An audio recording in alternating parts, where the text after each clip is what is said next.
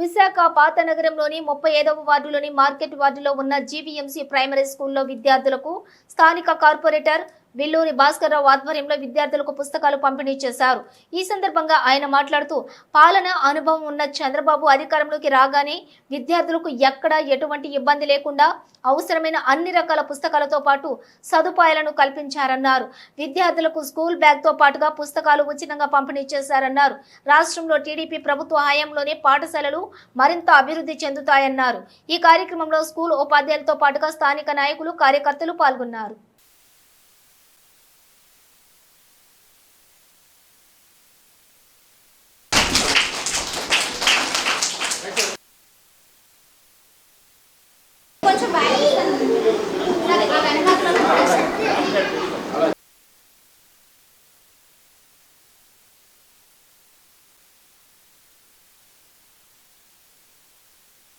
పాత్రికేయ సోదరులందరికీ కూడా నమస్కారం తెలుపుతూ ఈరోజు విశాఖ దక్షిణ నియోజకవర్గం 35వ వార్డు పరిధిలో ఈరోజు 1వ క్లాస్ నుంచి 5th క్లాస్ వరకు కూడా ప్రతి ఒక్కరికి కూడా ఇక్కడున్న ఈ ప్రాంతంలో అంటే రాబోయే మట్టిలో మాణిక్యాలందరికీ కూడా ఇక్కడ ప్రభుత్వం ఉమ్మడి కూటమి ప్రభుత్వం ఏర్పడిన అతి కొద్ది రోజుల్లోనే పిల్లల చదువులపై దృష్టి పెడుతూ మన రాష్ట్ర ముఖ్యమంత్రి వర్యులు శ్రీ నారా చంద్రబాబు నాయుడు గారు ఈరోజు ప్రతి ఒక్కరికి కూడా మన టెక్స్ట్ బుక్స్, స్టడీ మెటీరియల్, అది స్కూల్ యూనిఫామ్ కానివ్వండి, స్కూల్ బ్యాగ్ కానివ్వండి, అలాగే స్కూల్ టెక్స్ట్ బుక్స్ కానివ్వండి, అలా బెల్ట్ కానివ్వండి, అలాగే రాబోయే 10 రోజుల్లో యూనిఫామ్స్ కానివ్వండి, ఇవన్నీ కూడా అంటే రాబోయే రోజుల్లో అప్పుడు ఎన్టీ రామారావు గారు ఉండేటప్పుడు ఏ విధమైన సువర్ణ పరిపాలన ఆ రోజు రాష్ట్రంలో ఉందో మళ్ళీ అటువంటి సువర్ణ పరిపాలన ఈరోజు మళ్ళీ మన అందరికీ కూడా చూపించడానికి కూటమి ప్రభుత్వం ఏర్పడిన అనతి కాలంలోనే ప్రతి ఒక్కరు కూడా చవి చూపిస్తూ ఉన్నారు.